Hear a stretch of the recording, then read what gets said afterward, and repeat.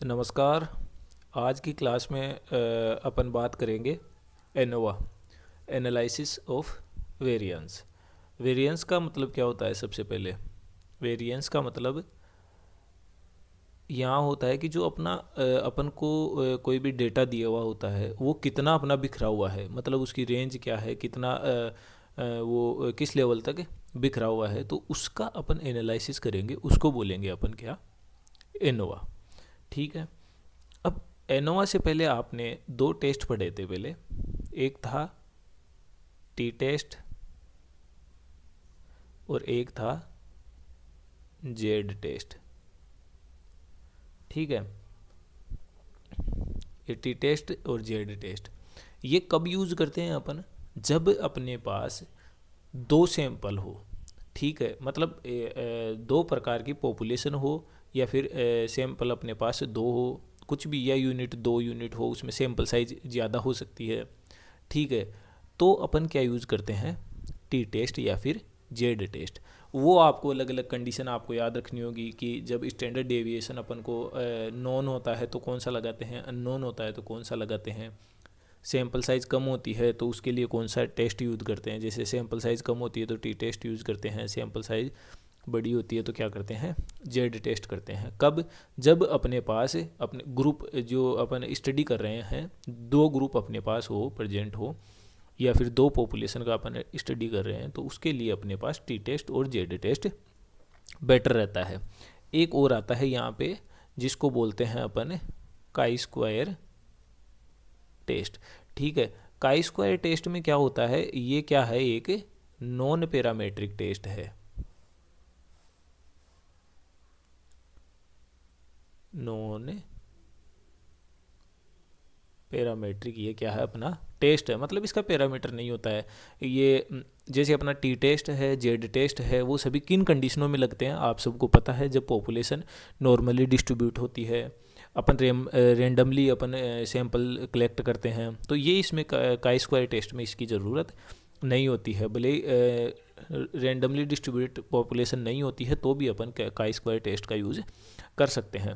तो अब अपन यहाँ पे देखेंगे कि एनालिसिस ऑफ वेरिएंस, इसमें क्या होता है? जब अपने पास ग्रुप ऑफ सैंपल दो से ज़्यादा हो, दो से ज़्यादा हो तो आंख बंद करके अपन डिसाइड कर लेना कि अपन इसमें क्या लगाएंगे? एनोवा लगाएंगे। ये बात अलग है कि आपको आगे जाके डिसाइड करना पड़ेगा कि मैं वन वे एनोवा लगाऊंगा या टू वे एनोवा लगाऊंगा या फिर कौन सा एनोवा लगाऊंगा। ठीक है। तो इससे अपन क्या करेंगे? दो से अधिक ग्रुप की स्टडी करेंगे जिसमें से अपन देखेंगे कि किन के बीच में सिग्निफिकेंट डिफरेंस है या एक सिग्निफिकेंट डिफरेंस नहीं है। देखो, सिग्निफिकेंट डिफरेंस का यहाँ मतलब क्या होता है? ये है सिग्निफिकेंट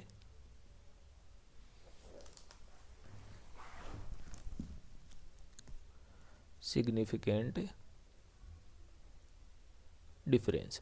तो सिग्निफिकेंट डिफरेंस का यहाँ मतलब ये है, जैसे मान लो मैंने एक एनिमल्स का ग्रुप बनाया, 10 एनिमल्स का एक ग्रुप है और 10 एनिमल्स का दूसरा ग्रुप है। तो मैं इन एनिमलों को क्या करता हूँ कि एक ही पॉपुलेशन से अगर मैं ले रहा हूँ, तो मैंने क्या किया, इन दो, ये जो दोनों एनिमल है वो एक ही पॉपुलेशन में है, एक ही पॉपुलेशन के हैं। अब जब एक ही पॉपुलेशन के हैं तो इन दोनों के बीच में क्या आएगा? सिग्निफिकेंट डिफरेंस नहीं आएगा। ठीक है। और अगर ये दोनों अलग अलग पॉपुलेशन से हैं तो अपने पास इनमें दोनों में डिफरेंस आएगा, तो अपन क्या बोलेंगे कि there is significant difference between the to samples. तो अपन क्या करते हैं, इसमें इनके मीन को कंपैरिजन करते हैं एनोवा में। जो इन सैम्पल्स का जो अपन मीन आएगा, उन मीन को क्या करेंगे? अपन कंपैरिजन करेंगे और उसके आधार पर अपन एक एफ वैल्यू कैलकुलेट करेंगे। एफ वैल्यू अपन क्या करेंगे? कैलकुलेट करेंगे, और उस एफ वैल्यू के आधार पर अपन टेबल में देख के पता करेंगे कि अपने पास सिग्निफिकेंट है या नहीं है। तो ये थी इसकी बेसिक, और ये किसने दिया था? फिशर ने दिया था। इसीलिए इसको क्या बोलते हैं? फिशर टेस्ट भी बोलते हैं, जो कि कब दिया था? 1918 में ये दिया गया था। ये थी इस टेस्ट की मोटी मोटी बात, जो आपको आई थिंक समझ में आ गई होगी। तो स्टार्ट करते हैं अपना टॉपिक, जिसका नाम है एनालिसिस ऑफ वेरिएंस। जो कि आप जानते हो इसकी पूरा नाम एनालिसिस ऑफ वेरिएंस हो गया। मतलब जो वेरिएंस है, जो डेटा अपने पास बिखरे हुए हैं, कितने बिखरे हुए हैं, उन डेटाओं का अध्ययन करना किस रेफरेंस में, कि वो डेटा अपने पास एक ही सैंपल से है, एक ही पॉपुलेशन से है, या फिर अलग अलग पॉपुलेशन से है। और अगर अलग अलग पॉपुलेशन से है तो उनमें कितना डिफरेंस है, कितना डिफरेंस नहीं है, ये अपन किससे ज्ञात करते हैं? एनोवा से। ये किसने दिया था? रोनाल्ड फिशर ने दिया था। ये मैंने आपको बता दिया 1918 में दिया था। This test extend the T test और जेड टेस्ट, इसका क्या है? विस्तारित रूप ही है ये कब अलाउ करते हैं? Which have a problem of only allowing analysis between two groups observation. मतलब टी टेस्ट और जो जेड टेस्ट होते हैं वो खाली दो ही ग्रुप के बीच में क्या करते हैं? अपन को एनालिसिस करके देते हैं। जब अपने पास दो से अधिक ग्रुप हो जाते हैं, दो से ज़्यादा ग्रुप हो जाते हैं, तो वो एनालाइज नहीं करके देते हैं। तो उस कंडीशन में अपन कौन सा टेस्ट यूज करते हैं? एनोवा टेस्ट उस कंडीशन में अपन यूज करेंगे। ठीक है। This test is also called the Fisher's analysis of variance. किसके कारण पड़ा है? इसने इसकी खोज की है फिशर ने, तो उसके कारण इसका नाम हो गया फिशर। अब देखिए इसकी डेफिनेशन क्या है।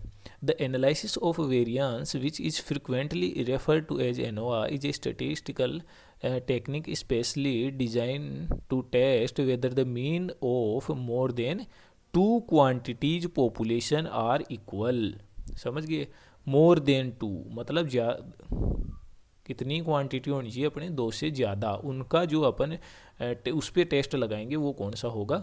ANOVA test. Basically it consist of classifying, cross classifying and the statistical results. इसका मतलब क्या है? क्रॉस क्लासीफाई का मतलब क्या है? जैसे मैंने आपको पहले ही बताया कि ये जो अपने पास जो सैंपल है, जो ग्रुप ऑफ सैंपल है, वो आपस में डिफरेंट है कि नहीं है। एक तो अपन ये ज्ञात कर सकते हैं उसमें, मतलब मेरे पास एक सैंपल ये है और दूसरा सैंपल ये है, तो ये आपस में डिफरेंट है कि नहीं। एक तो इससे अपन ये ज्ञात कर लेंगे एनोवा से। दूसरा, ये दोनों अगर डिफरेंट है तो मतलब क्या है? ये अलग पॉपुलेशन का है और ये अलग पॉपुलेशन का है। और अगर डिफरेंट नहीं है तो ये दोनों क्या है? एक ही पॉपुलेशन के हैं। ठीक है। तो यही लिख रखा है testing weather the mean of specified classification differ significantly. मतलब अगर है तो बता देगा, नहीं है तो वो भी ये बता देगा। अब यूज ऑफ एनोवा, ये रिसर्च पर्पज़ के लिए क्या करते हैं अपन? इसको यूज़ करते हैं। जैसे मैं कोई फार्म में मतलब मेरे पास कोई डेटा पड़े हैं फार्म के, तो मैं ये देखना चाह रहा हूँ उसमें कि ये जो डेटा हैं वो एक ही फार्म के हैं या अलग अलग फार्म के हैं। तो उस हिसाब से अपन एक फार्म की जो रिसर्च पर्पज़ के लिए उसको भी यूज कर सकते हैं। मेनली अपने दो प्रकार के एनोवा काम में आते हैं। एक होता है वन वे एनोवा और एक होता है टू वे एनोवा। ठीक है।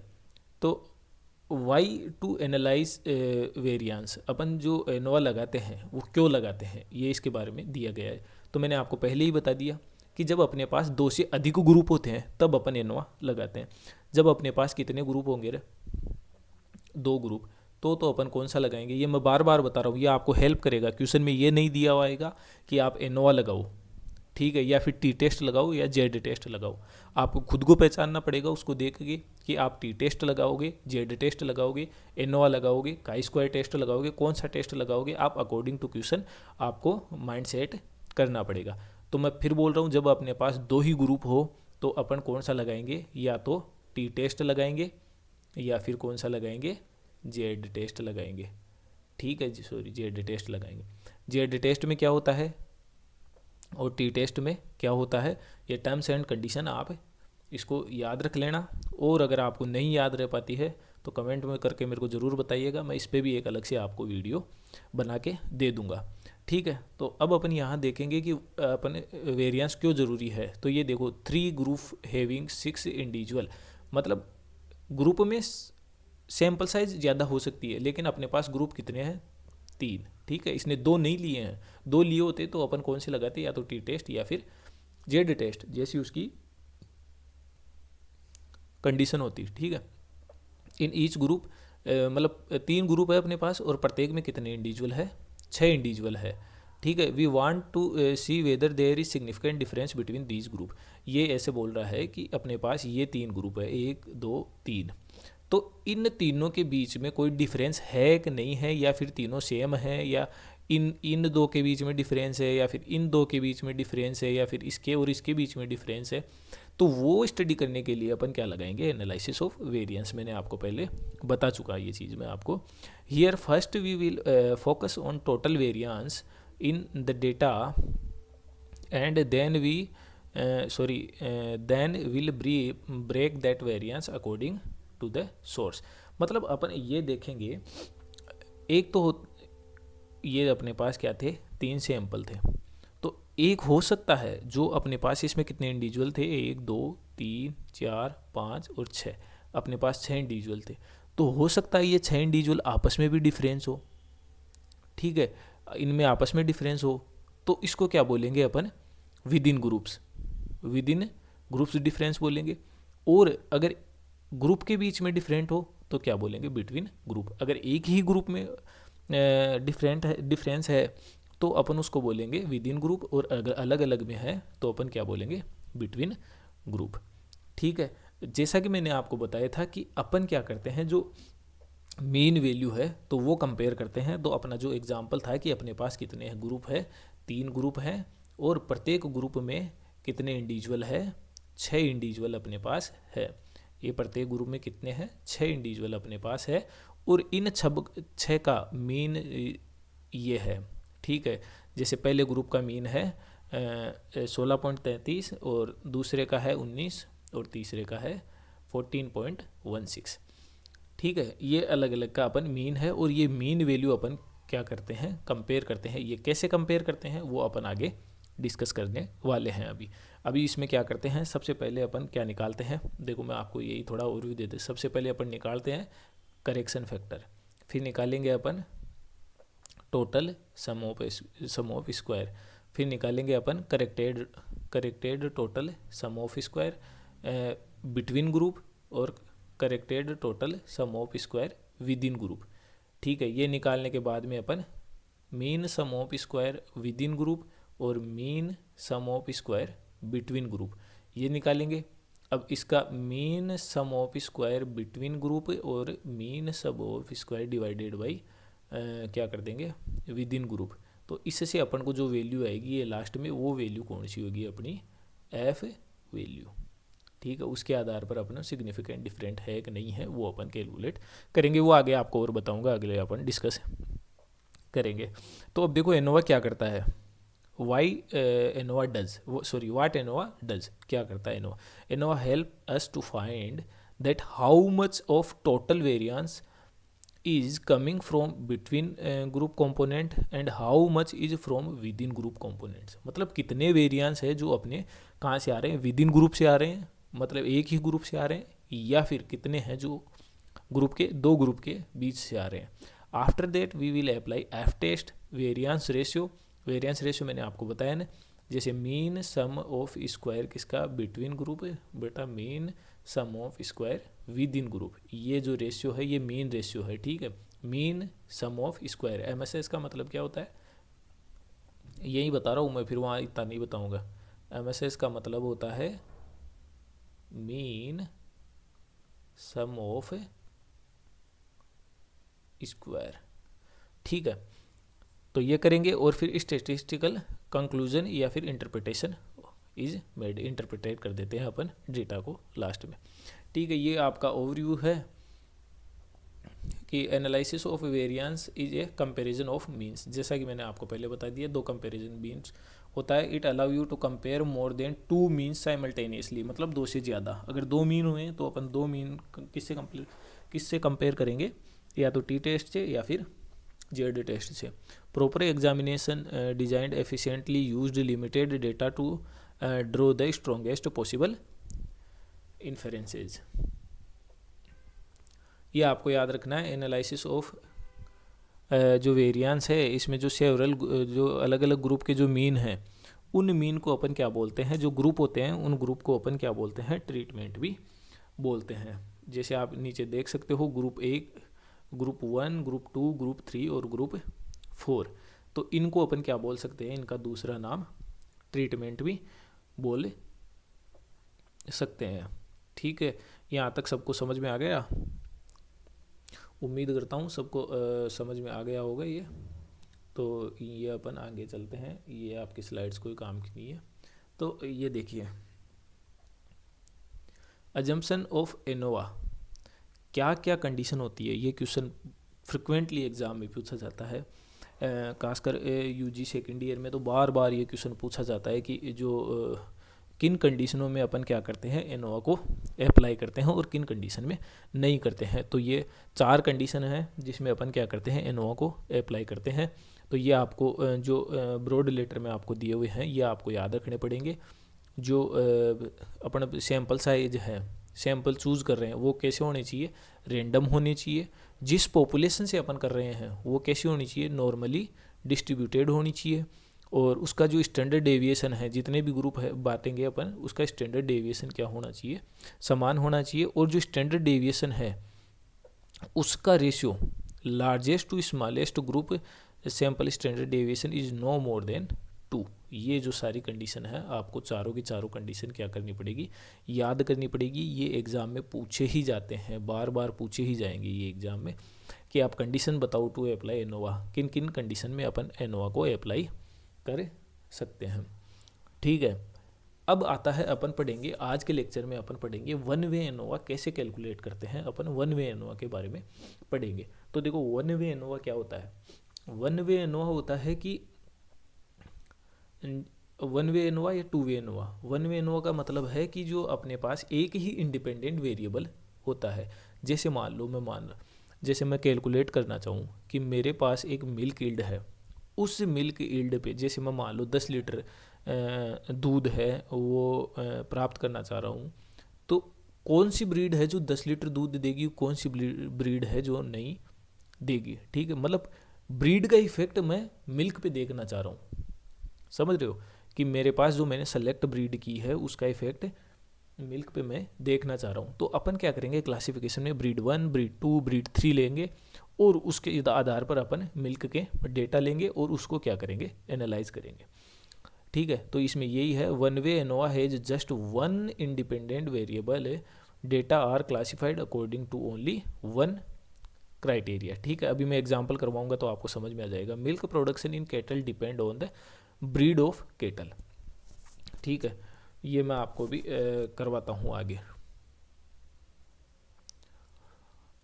अब आ गया आपका assumption underlining the one way ANOVA, मतलब वन वे एनोवा की क्या क्या कंडीशन होनी चाहिए। तो उसमें जो एक तो क्या होना चाहिए, नॉर्मल डिस्ट्रीब्यूशन होना चाहिए, तो उसको बोलेंगे एजम्पशन ऑफ नॉर्मेलिटी। और एक इंडिपेंडेंट जो सैंपल होना चाहिए वो इंडिपेंडेंट होना चाहिए अपना पॉपुलेशन से, तो उसको बोलेंगे अपन इंडिपेंडेंट, अजम्पशन ऑफ इंडिपेंडेंट। और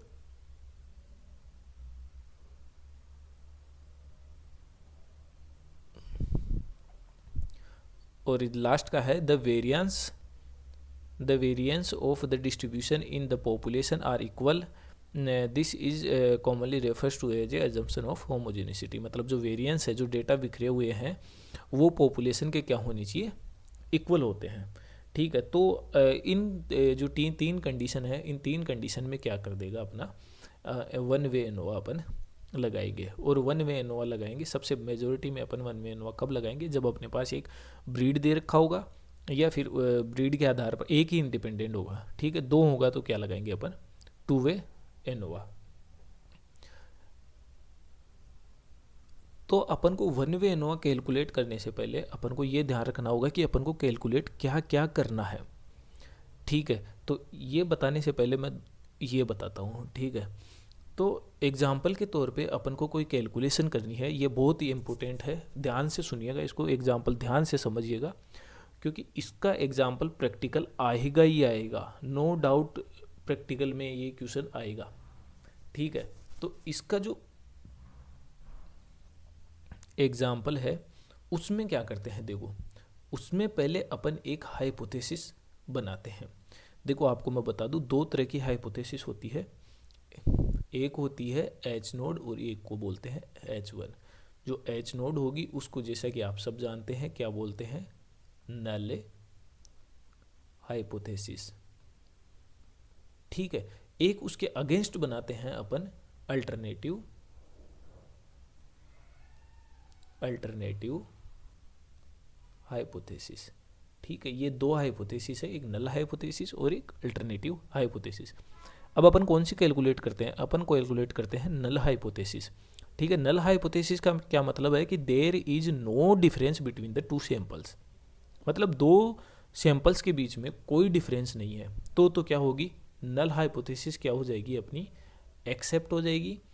या फिर अगर उनके बीच में कोई डिफरेंस है तो क्या हो जाएगी, अपनी नल हाइपोथेसिस क्या हो जाएगी, रिजेक्ट हो जाएगी। अगर रिजेक्ट होगी, नल हाइपोथेसिस का मतलब क्या है, there is no difference between the two samples. और अल्टरनेटिव हाइपोथेसिस का इसका अपोजिट है, there is difference between the two samples. ठीक है, तो उस आधार पे अपन पहले क्या करेंगे, हाइपोथेसिस सेट करेंगे। और कौन सी हाइपोथेसिस सेट करेंगे, नल हाइपोथेसिस। ठीक है, अब नल हाइपोथेसिस का एक बात ध्यान रखना, अगर अपने पास जो लास्ट में कैलकुलेटेड वैल्यू है, जो कैलकुलेटेड वैल्यू है, जो अपनी टेबल है ऑब्जर्व वैल्यू, जिसको बोलते हैं टेबल से लेंगे ऊपर, वो होगी ऑब्जर्व्ड वैल्यू। अगर उससे ज़्यादा है तो ये क्या है, सिग्निफिकेंट है। सिग्निफिकेंट का मतलब क्या हुआ, इनमें क्या है, सैंपल में डिफरेंस है, और डिफरेंस है तो अपनी नल हाइपोथेसिस क्या हो जाएगी रे, रिजेक्ट हो जाएगी। ठीक है, ये चीज़ आपको याद रखनी है। तो सबसे पहले अपन क्या करेंगे, हाइपोथेसिस डिसाइड करेंगे और उसका लेवल ऑफ सिग्निफिकेंस, मतलब अपन 5% पे देखेंगे, 0.5% पे ये सॉरी 0.1% पे देखेंगे, या 2.5% पे देखेंगे, कितना देखेंगे। अब दूसरा है कि अपन ग्रांड टोटल और करेक्शन फैक्टर कैलकुलेट करेंगे। ग्रांड टोटल मतलब अपने पास जितने भी सैंपल है, ग्रांड टोटल का मतलब होता है जितने भी सैंपल है उनका सबका क्या कर देंगे, टोटल कर देंगे, और उन सब टोटल का स्क्वायर करके, ग्रांड टोटल का स्क्वायर करके उसमें अपन अगर नंबर ऑफ ऑब्जर्वेशन का क्या कर देंगे, डिवाइड कर देंगे, तो ये अपना क्या आ जाएगा, करेक्शन फैक्टर आ जाएगा। ठीक है, फिर अपन जैसा कि मैंने आपको पहले बताया था, TSS निकालेंगे, टोटल सम ऑफ स्क्वायर, सभी ऑब्जर्वेशन का अपन सम ऑफ स्क्वायर करके टोटल कर देंगे। फिर करेक्टेड सम ऑफ स्क्वायर कब कैसे निकालते हैं, ये जो TSS आएगा उसमें से क्या कर देंगे, करेक्टेड फैक्टर क्या कर देंगे, करेक्शन फैक्टर माइनस कर देंगे। फिर अपन निकालेंगे five treatment sum of square, वो अपन माइनस करके मैं आपको बाद में बता दूंगा कैसे निकालते हैं। ठीक है, और फिर क्या करेंगे, अपन एनोवा टेबल बनाएंगे जो मैं अभी आपको बताने वाला हूँ। फिर अपन एफ टेस्ट करेंगे, फिर उसके आधार पर कंक्लूजन निकाल देंगे। वो कंक्लूजन कैसा निकालेंगे, जब अपने पास कैलकुलेटेड वैल्यू ऑब्जर्व वैल्यू से ज़्यादा आएगी तो ये क्या होगा, सिग्निफिकेंट होगा। सिग्निफिकेंट होगा तो मतलब उनके बीच में डिफरेंस है, डिफरेंस है तो इसका मतलब क्या हो जाएगा, वो रिजेक्ट हो जाएगी, नल हाइपोथेसिस। ठीक है, तो अब बात करते हैं अपन एनोवा टेबल के बारे में। एनोवा टेबल के बारे में अपन जब बात करेंगे तो ठीक है, एनोवा टेबल में सबसे पहले अपन निकालेंगे सम ऑफ स्क्वायर। ठीक है, सम ऑफ स्क्वायर का किसके बीच में निकालेंगे, बिटवीन ग्रुप्स के बीच में अपन सम ऑफ स्क्वायर निकालेंगे। फिर अपन क्या करेंगे, total sum of square upon calculate करेंगे। फिर टोटल में से अगर मैं इसको माइनस करता हूँ, मतलब इस टोटल में से इसको माइनस करता हूँ तो मेरे पास क्या आ जाएगा, ये आ जाएगा। ठीक है, ये अपन निकालेंगे अपने पास कितने सैंपल है, मतलब जैसे मान लो अपने पास 3 ब्रीड है, कितने ग्रुप है, तीन ब्रीड हैं, तो ये क्या हो जाएगा, 3 - 1 हो जाएगा। ठीक है, ये टोटल ऑफ ऑब्जर्वेशन, जैसे 18 ऑब्जर्वेशन है तो 18 - 1, ये n - के, तो 18 - के कितने हैं, 3, तो ये कितना हो जाएगा, 15। अब जो वैल्यू आएगी, अब क्या करेंगे, इस वैल्यू को इससे डिवाइड कर देंगे, इस वैल्यू को इससे डिवाइड कर देंगे, तो क्या आ जाएगा अपने पास, mean sum of square mean square आ जाएगा बिटवीन ग्रुप का, और मीन सम ऑफ स्क्वायर किसका आ जाएगा, विद इन ग्रुप का, और इन टोटल दोनों का रेशियो क्या आ जाएगा अपने पास, एफ वैल्यू आ जाएगी। ठीक है, अपन एक एग्जांपल लेते हैं, एग्जांपल से आई थिंक ज़्यादा समझ में आएगा।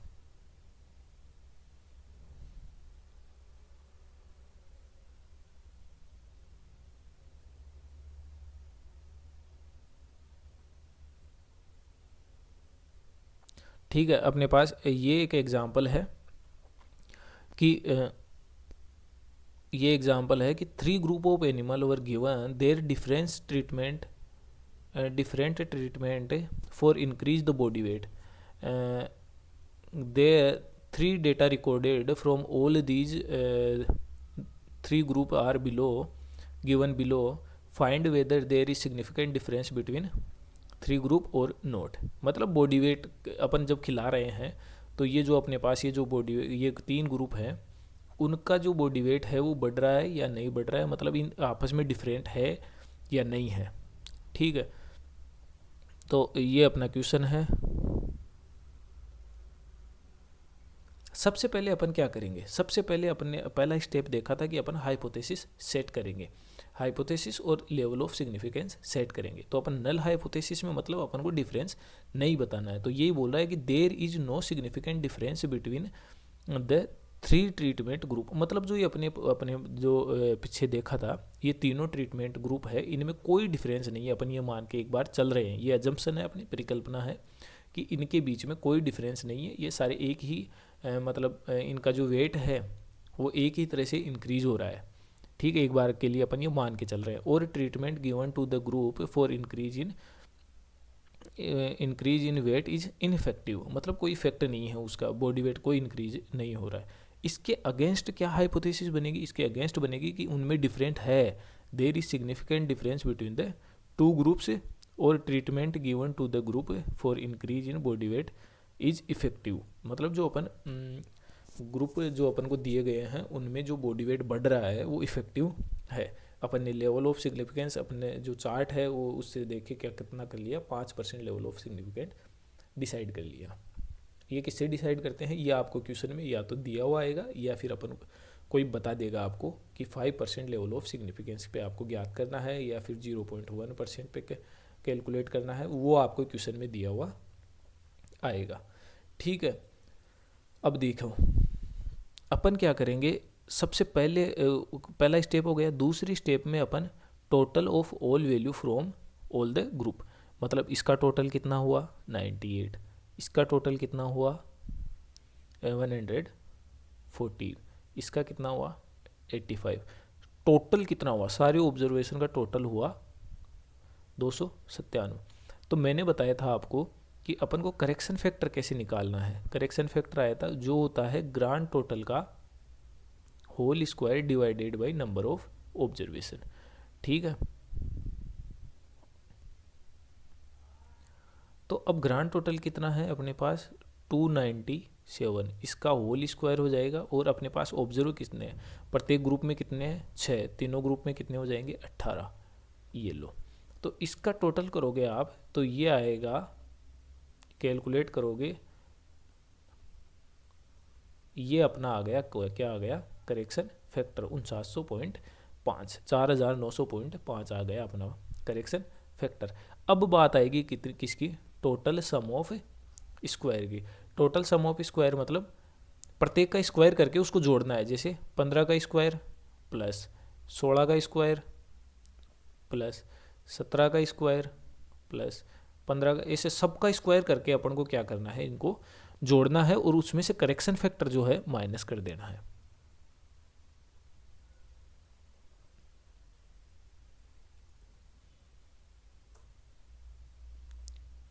ठीक है, अब देखो सम ऑफ स्क्वायर ज्ञात करना है. जैसे 15 का स्क्वायर, 16 का स्क्वायर, 17 का स्क्वायर, सबका स्क्वायर किया तो अपने पास कितना है स्क्वायर 5009. अब इसमें से अपन करेक्शन फैक्टर माइनस कर देंगे तो अपने पास करेक्टेड जो TSS आया वो कितना आया 1008 आ गया. ठीक है, अब अपने पास total sum of square, corrected total sum of square है 8. अब अपन देखना चाह रहे हैं बिटवीन ग्रुप कितना है, बिटवीन ग्रुप कितना है. तो बिटवीन ग्रुप करने के लिए अपन क्या करेंगे, जैसे एक ग्रुप लेंगे उसमें एक ग्रुप में अपने पास टोटल कितना आया था 98 पहले वाले में. तो 98 का whole square divided by 6 plus दूसरे का कितना था 114 पॉइंट समथिंग था. ठीक है, का होल स्क्वायर डिवाइडेड बाई कितने ऑब्जर्वेशन थे 6 प्लस तीसरे का कितना था 85 का होल स्क्वायर डिवाइडेड बाई 6 इसमें कॉमन आ जाएगा तो ऊपर क्या बचा जाएगा 85 का होल स्क्वायर, 98 का होल स्क्वायर प्लस 114 का होल स्क्वायर, ये कर देंगे. तो इससे क्या आ जाएगा अपने पास between group find sum of square and corrected.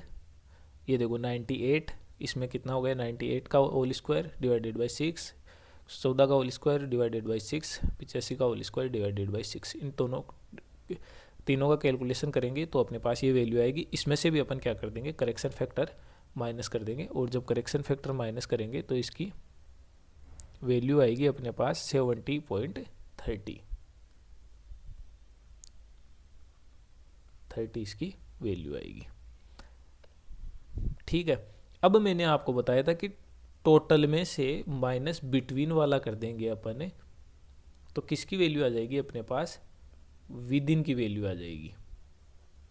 ठीक है, तो टोटल अपना कितना था 108.5 और उसमें से 70.33 अपने घटा दिया, तो अपने पास जो एरर आ गया विद इन ग्रुप वाला, ठीक है, ये अपने पास एरर आ जाएगा। इस आधार पे अपन क्या बना लेंगे, एक टेबल बना लेंगे। जैसे अपने पास ग्रुप कितने हैं 3, तो बिटवीन ग्रुप का डिग्री ऑफ फ्रीडम क्या हो गया 2, 3 - 1,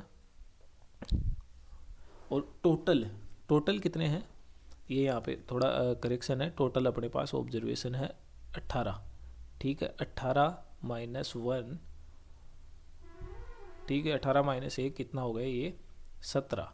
ठीक है, और ये 18 में से 3 n माइनस के, ये क्या है n माइनस के, ये कितना आ गया 15 आ गया। ठीक है, अब अपने पास टोटल सम ऑफ स्क्वायर कितना आया था 17.3, इसको डिवाइड कर देंगे 2 से और इसको डिवाइड कर देंगे 15 से, तो इसकी वैल्यू ये आ गई और इसकी वैल्यू ये आ गई। अब इन दोनों को डिवाइड कर देंगे, कितना आ जाएगा 35.17 डिवाइडेड बाई 2.54। इसको डिवाइड करेंगे तो अपने पास कौन सी वैल्यू आ गई 13.5। ये अपने पास क्या है कैलकुलेटेड वैल्यू। तो अब इसमें ये देखो, ये अपने पास क्या है कैलकुलेटेड वैल्यू कितनी है 13.5। अब इसमें एक महत्वपूर्ण होता है कि अपन डिग्री ऑफ फ्रीडम देखते हैं अपने आपको चार्ट दिया हुआ होगा, या तो 5% पे आपको वैल्यू दी हुई होगी, या फिर आपको देखना पड़ेगा। तो आपको क्या किया होता है, एक चार्ट दिया होता है, ठीक है, उस चार्ट को देख के आपको ऑब्जर्व्ड वैल्यू क्या करनी होती है, ज्ञात करनी होती है। जैसे मेरे को कितने पे देखना है 2 और 15 पे वैल्यू देखना है, तो मेरे को ये कैलकुलेटेड, मैंने आपको पहले भी बताया था, अगर कैलकुलेटेड वैल्यू ज़्यादा आती है किससे, ऑब्जर्व्ड वैल्यू से ज़्यादा आती है, तो क्या होगा उनके बीच में क्या होगा डिफरेंस होगा, वो क्या है सिग्निफिकेंट है। सिग्निफिकेंट है का मतलब क्या है, उनके बीच में डिफरेंस है, और डिफरेंस होने के बाद में अपन नल हाइपोथेसिस क्या कर देंगे, रिजेक्ट कर देंगे। ठीक है, तो देखते हैं, ये अपन 2 और 15 पे, ये आपको एफ वैल्यू आपको टेबल दी हुई आएगी, आपको याद करने की ज़रूरत नहीं है। 2 और 15 इस पे कितना है 3.68, मतलब अपनी जो 13 वैल्यू है वो 3 से ज़्यादा है। तो ये देखो, ये कैलकुलेटेड एफ वैल्यू, अपनी जो टेबल एफ वैल्यू है उससे क्या है ज़्यादा है, तो अपन क्या करेंगे देयर इज सिग्निफिकेंट होगा, hence there is significant difference between the at least 2 group of data. ठीक है, दो ग्रुपों में क्या है डिफरेंस है। ठीक है, तो ये अपन इससे क्या करते हैं कैलकुलेट करते हैं। तो आज का लेक्चर अपन यहीं समाप्त करते हैं। कल के वीडियो में अपन देखेंगे, अगर नेक्स्ट वीडियो में अपन देखेंगे कि कैसे अपन 2 वे एनोवा एनालाइज करते हैं। तब तक के लिए दीजिए इजाज़त। धन्यवाद। जय हिंद, जय भारत।